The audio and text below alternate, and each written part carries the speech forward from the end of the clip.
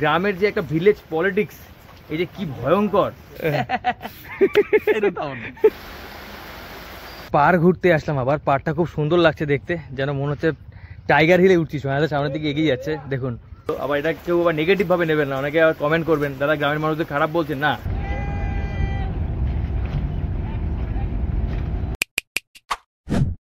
Guys আজকে আমরা মাছুয়া নদীর ধারে ঘুরতে এসেছি, এপার ওপার কিছু দেখা যাচ্ছে না, পুরো সাদা হয়ে আছে, ওইদিকে বৃষ্টি হচ্ছে, মানে জোরসে বৃষ্টি হচ্ছে ওদিকে, আর এই নৌকোগুলো দেখতে অসাধারণ লাগছে। স্টিমার ঘাট না, এটা হচ্ছে স্টিমার ঘাট, সেই অপূর্ব দেখতে লাগে স্টিমার ঘাটটাকে, দেখুন তো। তবে এটা বহু প্রাচীন, অনেক পুরনো একটা, এই যে এই স্টিমার ঘাটটা, এটা হচ্ছে বর্তমানের ফেরিঘাট, সেই ফেরিঘাট হচ্ছে এটা। চলো আমরা বাইকটা ফেরি থেকে রেখে দিই, কারণ হচ্ছে কি বৃষ্টি পড়ছে, নেবে যাই দাদা। আমরা একটু মাছুয়া ফেরিঘাটে ঘুরতে এসেছি, আসলে আমরা এসেছিলাম মাছুয়াতে ঘুরতে, সেখান থেকে সঞ্জয়দা বললো যে চল ফেরিঘাট থেকে ঘুরে আসি, মাছুয়া লঞ্চ মানে লঞ্চ ঘাট থেকে। অপূর্ব লাগছে, একটু দেখি দাদা এখানটায়, দেখুন বৃষ্টি পড়ছে আর নদী থেকে এরকম উত্তাল হয়ে আছে। মাছুয়া এই নদীর পাশেই একটা সুন্দর জায়গা হয়েছে, জায়গাটা ঘুরতে আসলে বেশ ভালো লাগে, নদীতে কিন্তু ভালো ঢেউ দেখতে পাচ্ছি দেখুন। এখানে বৃষ্টি হয়েছে বলে একটু দাঁড়ালাম। আসলে কি জানেন, নদীর পাড় সবসময়ের জন্য সুন্দর, আপনি যখনই আসবেন না কেন দেখতে ভালো লাগবে।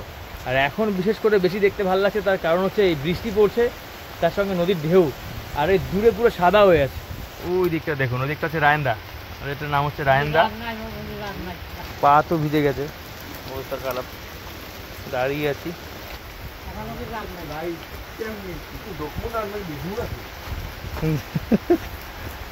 ঢুকেছে এইখানে, দেখুন এখানে নোংর ফুচকা হাউস, দূরে একজন সে মাছ ধরছে এই বৃষ্টির মধ্যখানে, ইলিশ মাছ সম্ভবত না। আচ্ছা আমি একটা কথা বলি, আপনারা যে আমার বিয়ের ভিডিও দেখেছেন, আমার বিয়ের ভিডিওতে আমার গার্জিয়ান মানে বাবার পরে সাক্ষী হিসাবে মানে দাদা কিন্তু দিয়েছে সাইন সেখানটায় দাদার, আর দাদার বাড়ি থেকে কিন্তু আমার বিয়েটা হয়েছে, একদম ঐশীদের বাড়ি থেকে কাছেই সহায়তাদের বাড়ি। সহায়তা হচ্ছে গিয়ে সে জব করে, এখন সে জব করে হচ্ছে কি হেলথে চাকরি করে। দাদা তোমাদের এই হেলথটা বলতে কিরকম, মানে তোমাদের কি কি কাজ থাকে? হেলথ অ্যাসিস্ট্যান্ট,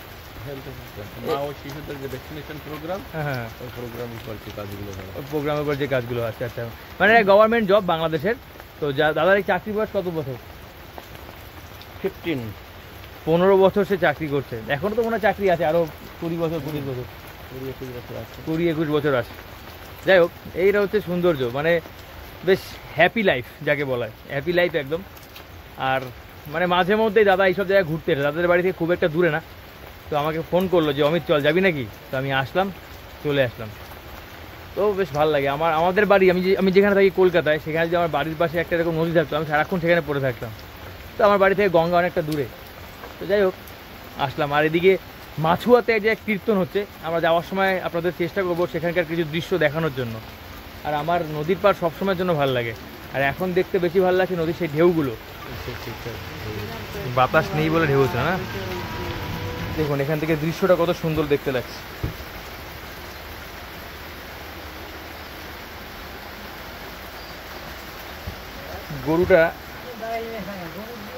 গরুটা মাঠে একা একা চড়ছে, বৃষ্টির ভিতরে ভিজছে, জল তেষ্টা পেয়েছে মনে হয়, না ঘাস খাচ্ছে। চাচা আপনি ভিতরে আসেন।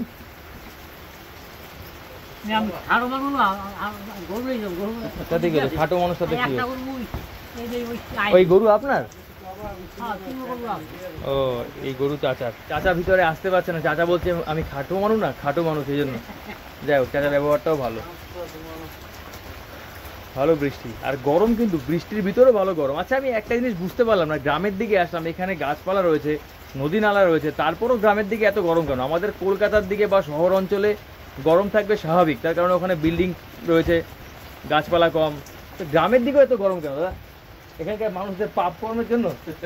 হ্যাঁ না, গ্রামের মানুষজন ভালো, আবার এটা কেউ আবার নেগেটিভ ভাবে নেবেন না, অনেকে আবার কমেন্ট করবেন দাদা গ্রামের মানুষদের খারাপ বলছেন, না।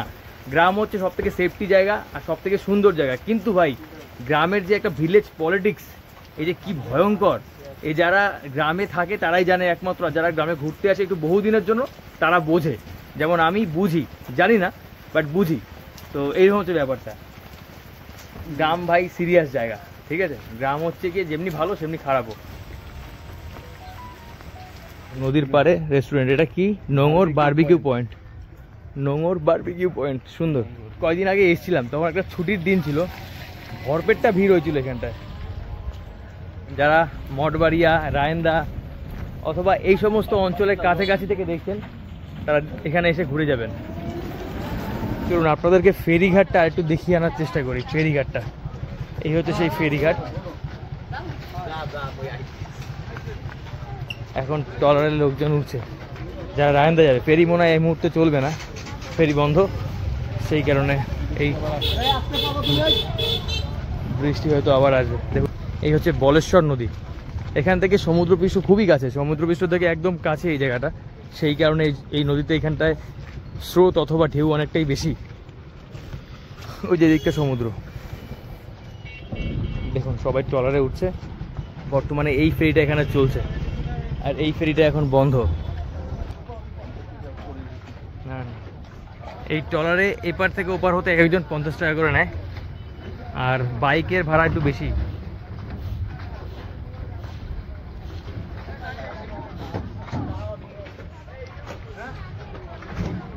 এইখানে কিন্তু ইলিশ ধরার জন্য দেখুন নদীর মধ্যিখানে না জাল ফেলে রেখেছে।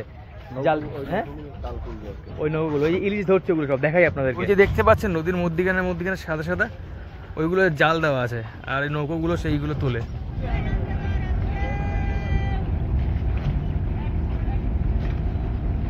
আমার শ্বশুর মশাই সেই যে যাচ্ছে, সে হচ্ছে আমার শ্বশুর মশাই, সে হচ্ছে ফেরির মেইন হেড।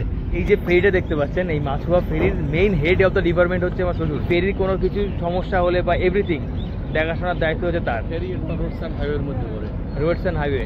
সে হচ্ছে ওয়ার্ক অ্যাসিস্ট্যান্ট, রোডস অ্যান্ড হাইওয়ের ওয়ার্ক অ্যাসিস্ট্যান্ট। সে হচ্ছে গিয়ে এই সমস্ত মানে পিরোজপুর টু মঠবাড়িয়া যে রোডগুলো আছে এবং এই ফেরি যেগুলো আছে তার পুরো দায়িত্ব তার।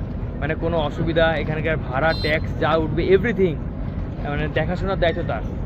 বুঝতে পারলেন? তার ছাড়নাপত্র না পেলে ফেরি ছাড়তে পারে না, মানে তার ছাড়নাপত্র পেলে ফেরি ছাড়ে না, মানে সে অর্ডার না দিলে ফেরি ছাড়বে না, এরকম একটা ব্যাপার।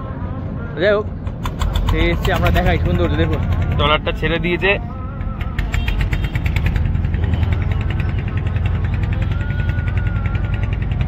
বেশ সুন্দর লাগছে দেখতে। ট্রলার ছেড়ে দিয়েছে, আমরা একটু ঘুরে দেখি কি মাছের জাল এটা। ঝাটকা ইলিশ, ইলিশ ঝাটকা, ছোট যে ইলিশগুলো আছে না, ঝাটকা ইলিশের জাল। বৃষ্টি নাই, বন্যা নাই, ঝড় নাই, রোদ নাই, আমাদের এই রোদে এগুলো বললে হবে না। কেউ মনে হয় ফাঁকি মারছিল, তাকে একটুখানি বৃষ্টি নেই, বন্যা নাই, যাই হোক এটাই তার কাজ, তার দেখাশোনা করার দায়িত্ব। ফেরি কিন্তু পরিষ্কারও রাখা হয় এখানটায়। এই ফেরির ইঞ্জিন হচ্ছে এইখানটায়, এই ফেরি বিশাল বড় ইঞ্জিন। এটা মনে হয় এখনো গরম। কত সুন্দর লাগছে দেখতে, ছোট নৌকো দিয়ে তিনি মাছ ধরতে যাচ্ছে। বড়শি, ও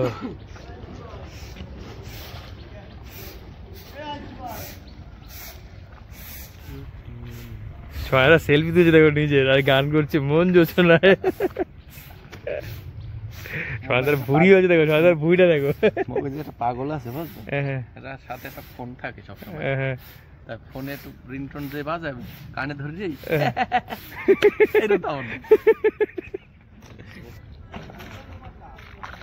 ব্যাপক গভীর কিন্তু এই নদীটা, ব্যাপক গভীর।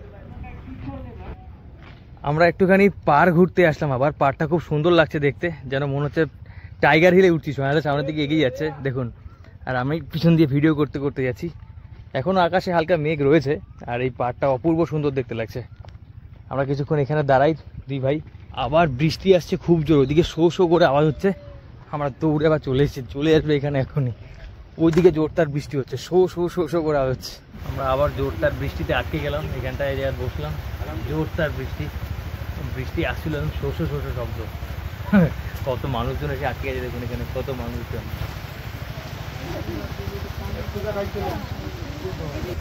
মাছ ধরতে গেছিল।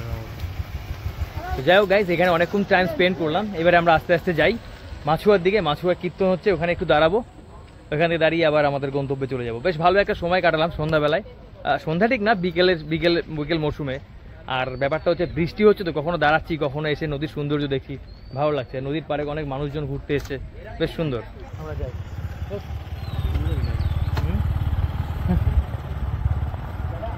চলুন যাওয়া যাক। নদীর পাড়ে আসলাম, বেশ ভালো লাগলো। নদীর পাড়ে আবার এখানে গাছে আবার ওই দোলনা বানিয়ে দিয়েছে, সবাই এসে দুলতেও পারবে, বেশ ভালো লাগছে।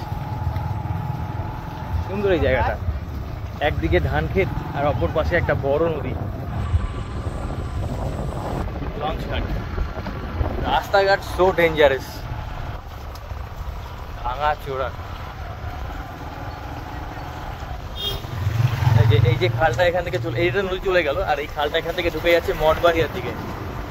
এই যে দিকে চলে গেলে মঠবাড়িয়া, এখান থেকে সোজা গেলে সামনে পড়ে মাছুয়া, তারপরে কালীঘাট, তারপরে কিছু দূর গেলে মঠবাড়িয়া। এখানে কাঠের মিল দেখুন।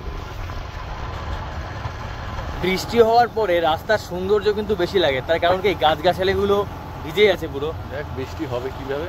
হ্যাঁ, পুরো ওদিকে মেঘ জমে আছে, কালো মেঘ। পদ্মা যমুনা, দুই ভাই না দু বোন।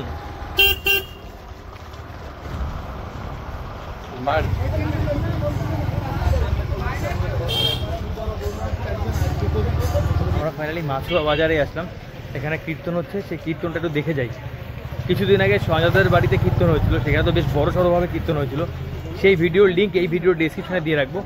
আমরা সবাই এসেছিলাম, দারুণ মজা করেছি সেখানটায় গিয়ে, তো সেই ভিডিও দেখতে ভুলবেন না। এই ভিডিওর ডেসক্রিপশনে সেই ভিডিওর লিঙ্ক দেওয়া থাকবে, সেটা টাচ করলেই আপনারা সেই কীর্তন দেখতে পাবেন।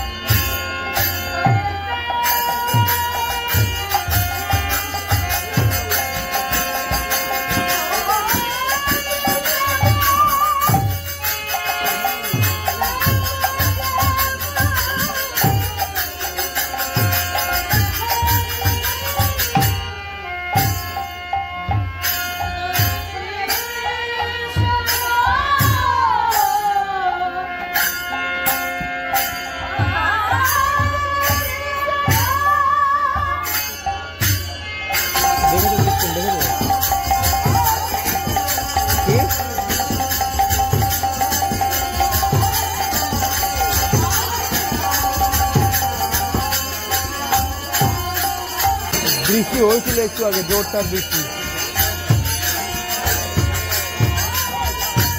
এখানে ঠাকুর দেওয়া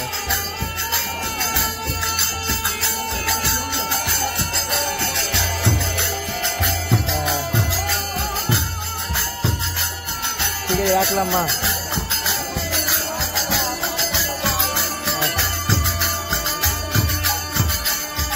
তো এই হচ্ছে কি, এটা নাম কীর্তন বলা হয়, নাম কীর্তন চলে, বেশ ভালো কীর্তন হচ্ছে এখানে। মনে হয় প্রত্যেক বছরই হয় কীর্তন, বাট শুনলাম মধ্যখানে কিছু বছর বন্ধ ছিল, বাট আবার শুরু হয়েছে কীর্তন। এই হচ্ছে মাছুয়া বাজার, এখান থেকে স্টার্ট। তো এখানে একটু ঘাটে আসলাম, এই ঘাট থেকে আমি একটু আমার পাটা ধুয়ে নিই।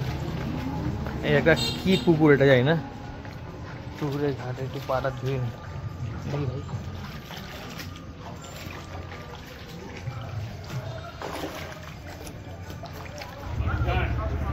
গাইজ আমরা ঘোরাঘুরি শেষ করলাম, এখন আমরা যাব আমাদের গন্তব্যের দিকে। এই হচ্ছে সেই মাছুয়া বাজার। তো আজকের ভিডিওটা কেমন লাগলো অবশ্যই কমেন্ট করে জানাবেন। একটা বলতে পারেন সন্ধ্যাবেলা বেরোলাম, আপনাদেরকে ঘুরিয়ে দেখালাম। আমাদের বিশেষ করে আসার উদ্দেশ্য ছিল এই কীর্তনে, বৃষ্টি হচ্ছিল বলে আমরা একটুখানি ওই ফেরিঘাটের দিয়ে গেছিলাম, ঘুরে আসলাম। তো ভালো থাকবেন সবাই, দেখা হবে পরবর্তী ভিডিওতে। দাদা, হ্যাঁ, টাটা টাটা।